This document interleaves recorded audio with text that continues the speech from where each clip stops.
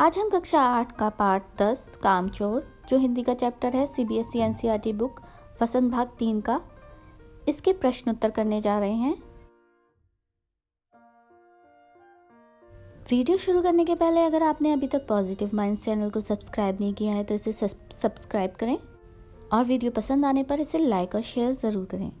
साथ ही comment section में लिखकर बताएं मुझे आपको आगे कौन से चैप्टर के क्वेश्चन आंसर्स चाहिए।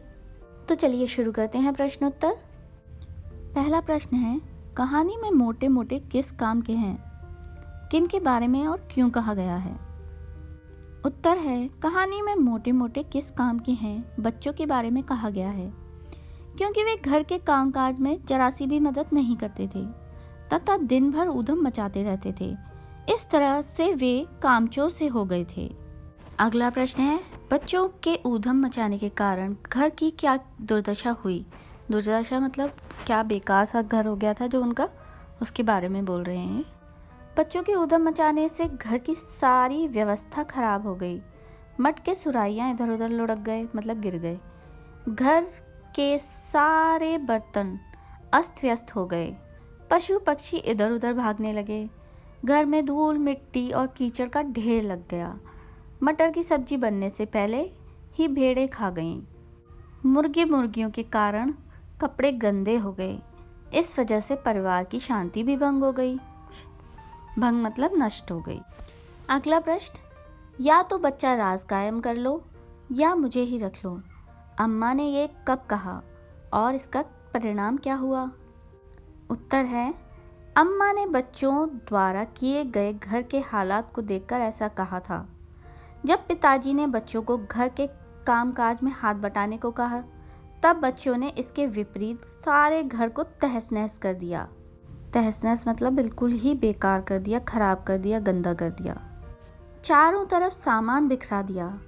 मुर्गियों और भेड़ों को घर में घुसा दिया, जिससे अम्मा जी बहुत परेशान हो गई थी। इसका परिणाम ये हुआ कि पिताजी ने घर के किसी भी चीज़ को बच्चों को हाथ न लगाने को हिदायत दे डाली। हिदायत मतलब उन्होंने ऑर्डर दे दिया कि अब आप किसी भी चीज़ को नहीं छू सकते। अगर किसी ने घर का काम किया तो उसे रात का खाना नहीं दिया जाएगा, ऐसा उनके पिताजी ने कहा था। प्रश्न 4 है, कामचोर कहानी क्या संदेश देती है। संदेश मीन्स मैसेज। उत्तर इस प्रकार है, यह एक हास्य प्रधान कहानी है। यह कहानी संदेश देती है कि बच्चों को घर के कामों से अनभिज्ञ नहीं होना चाहिए।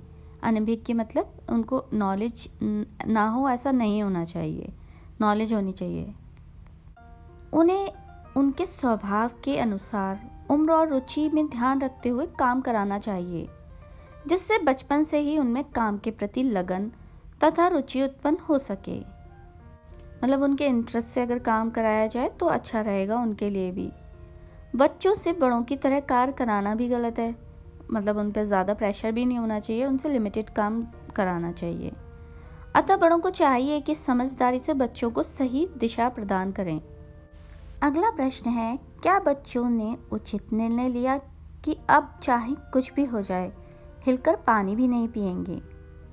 उत्तर इस प्रकार है, बच्चों द्वारा लिया गया निर्णय उचित नहीं था, क्योंकि स्वयं हिलकर पानी ना पीने का निश्चय उन्हें और भी कामचोर बना देगा। अगर वो पानी भी नहीं पिएंगे उठकर तो ये तो एक बहुत ही ज़्यादा आलस वाली बात हो गई। वे कभी भी कोई काम करना सीख ही नहीं पाएंगे और उनको जीवन में परेशानियों का सामना करना पड़ सकता है। बच्चों को काम तो करना चाहिए, पर समझदारी के साथ। बड़ों को उनके काम सिखाना चाहिए और आवश्यकता अनुसार उनका मार्गदर्शन भी करना चाहिए। प्रश्न 6 है, घर के सामान्य काम हो या अपना निजी काम, प्रत्येक व्यक्ति को अपनी क्षमता के अनुरूप उन्हें करना आवश्यक क्यों है। मतलब अपने काम खुद के करने ज़रूरी क्यों हैं, ये पूछा जा रहा है।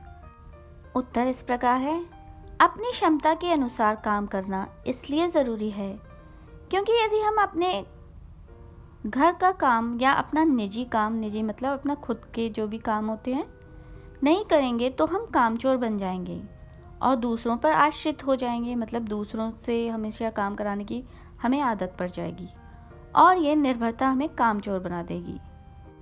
इसलिए हमें चाहिए कि अपने काम दूसरों से ना कराकर स्वयं करें, अपने काम के लिए आत्मनिर्भर बने।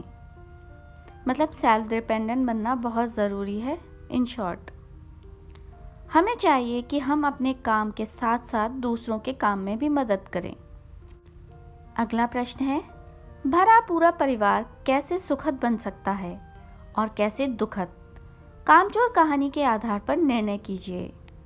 आपको इस कहानी को पढ़कर बताना है कि ऐसे क्या काम करने चाहिए जिससे फैमिली में हैप्पीनेस हो और सब खुश रहें, और अगर क्या ऐसा नहीं करते हैं जिससे फैमिली में थोड़ी सैडनेस हो जाती है और सब लोग दुखी रहने लग जाते हैं।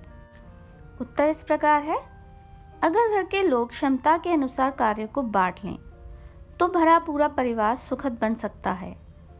मतलब अगर घर में ज़्यादा लोग हैं तो वो अपनी जो उनके इंटरेस्ट हैं या उनका जो काम करने की लेवल है उसके हिसाब से कामों को बांटकर काम करेंगे तो किसी के ऊपर वर्कलोड ज़्यादा नहीं आएगा। इससे किसी दूसरे को काम करने के लिए कहने की ज़रूरत भी नहीं होगी। जब पता होगा कि किसको क्या काम करना है तो सब अपना अपना काम कर लेंगे, काम भी फिनिश हो जाएगा और एक दूसरे से कहने की ज़रूरत नहीं पड़ेगी और तनाव भी उत्पन्न नहीं होगा, तो टेंशन भी नहीं होगी, सारे काम कंप्लीट होते जाएंगे। तो इसके विपरीत अगर कार्यों को बांटा नहीं गया तो सदा तनाव की स्थिति बनी रहेगी। अगर किसी को काम करने को कहा जाएगा तो वह या तो काम नहीं करेगा या दूसरों का काम समझकर अपने अधूरे मन से करेगा। मतलब अगर किसी और का काम करना पड़े आपको तो आप ठीक है कभी कभी तो खुशी से कर दोगे, लेकिन अगर आपसे बार बार कोई दूसरा काम कराए तो फिर आपके मन में थोड़ी सी ये आएगा कि अरे मुझे इसका काम करना पड़ रहा है और ये तो हमेशा ऐसे ही करता है। अगर कार्य बटे होंगे तो आप अपना काम करोगे, वो अपना करेगा और काम कंप्लीट हो जाएंगे। इस तरीके से कामों के क्षमता अनुसार बांटने से कहानी जैसे दुखद स्थिति से बचा जा सकता है। अगला प्रश्न है, बड़े होते बच्चे किस प्रकार माता पिता के सहयोगी हो सकते हैं और किस प्रकार भार? कामचोर कहानी के आधार पर अपने विचार व्यक्त कीजिए। उत्तर इस प्रकार है, अगर बच्चों को बचपन से अपना कार्य स्वयं करने की सीख दी जाए तो बड़े होकर माता पिता के बहुत बड़े सहयोगी हो सकते हैं। वह अगर अपने आप स्कूल के लिए तैयार हो जाएं, अपने खाने के बर्तन यथासंभव स्थान पर रख आएं, अपने कमरे को स्वच्छ रखें तो माता पिता का बहुत सहयोग कर सकते हैं। यदि इसके विपरीत हम बच्चों को उनके कार्य करने की सीख नहीं देते तो वह सहयोग के स्थान पर माता पिता के लिए भार साबित होंगे। उनके बड़ा होने पर उनसे कोई कार्य कराया जाए तो वह उस कार्य को भलीभांति करने के स्थान पर तहस-नहस व खराब कर देंगे। जैसे कि कामचोर लेख पर बच्चों ने सारे घर का हाल कर दिया था। इसलिए माता पिता को बच्चों को उनके स्वभाव के अनुसार, उम्र और रुचि के अनुसार ध्यान में रखते हुए उनकी रुचि को, मतलब उनके इंटरेस्ट को काम कराते रहना चाहिए। थोड़े थोड़े घर के काम में उनको हेल्प करनी चाहिए अपने पेरेंट्स की। प्रश्न 9 है, कामचोर कहानी एकल परिवार की कहानी है या संयुक्त परिवार की? इन दोनों तरह के परिवारों में क्या क्या अंतर होते हैं? मतलब एकल परिवार, सिंगल फैमिली, और संयुक्त परिवार यानी कि जॉइंट फैमिली। उत्तर इस प्रकार है, कामचोर कहानी संयुक्त परिवार की कहानी है। इन दोनों में अंतर इस प्रकार है, एकल परिवार में सदस्यों की संख्या 3 से 4 होती है। सिंगल फैमिली में क्या होता है, मम्मी पापा और बच्चे होते हैं, ज़्यादातर माँ पिता व बच्चे होते हैं। संयुक्त परिवार जॉइंट फैमिली में सदस्यों की संख्या ज़्यादा होती है क्योंकि इसमें चाचा चाची, ताऊ जी ताई जी, माँ पिताजी, बच्चे सभी सम्मिलित होते हैं। एकल परिवार में सारा कार्य स्वयं करना पड़ता है, जबकि संयुक्त परिवार में सब लोग साथ मिलजुल कर कार्य करते हैं। एकल परिवार में जीवन के सुख दुख का सामना भी अकेले ही करना पड़ता है, जबकि संयुक्त परिवार में सारे सदस्य मिलजुल कर जीवन के सुख दुख का सामना करते हैं। अगला प्रश्न भाषा की बात से लिया गया है। प्रश्न इस प्रकार है, धुली बेधुली बाल्टी लेकर 8 हाथ 4 थनों पर पिल पड़े। धुली शब्द से पहले बे लगाकर बेधुली बना है, जिसका अर्थ है बिना धुली। बे एक उपसर्ग है। बे उपसर्ग से बनने वाले कुछ और शब्द हैं बेतुका, बेईमान, बेघर, बेचैन, बेहोश आदि। आप भी नीचे लिखे उपसर्गों से बनने वाले शब्द लिखिए। उपसर्ग हैं, पहला है प्र, दूसरा आ, तीसरा भर, चौथा है बद। आइए इससे बनने वाले शब्दों को देखते हैं। प्र से प्रबल, प्रभाव, प्रयोग, प्रचलन, प्रवचन। आ से आमरण, आभार, आजन्म, आगत। भर से भरपेट, भरपूर, भरमार, भरसक। बद से बदसूरत, बदमिजाज, बदनाम, बदतर। मुझे उम्मीद है आपको ये क्वेश्चन आंसर आसानी से समझ आ गए होंगे। अगर आपने अभी तक इस चैनल को सब्सक्राइब नहीं किया है तो सब्सक्राइब करिए और वीडियो को लाइक और शेयर करिए और कमेंट सेक्शन में लिखकर मुझे बताइए कि आपको ये वीडियो कैसी लगी और आपको कौन से सब्जेक्ट और कौन से लेसन की वीडियो चाहिए, वो कमेंट सेक्शन में मुझे लिखकर बताइए ताकि मैं जल्दी से वीडियो बनाकर अपलोड कर सकूं।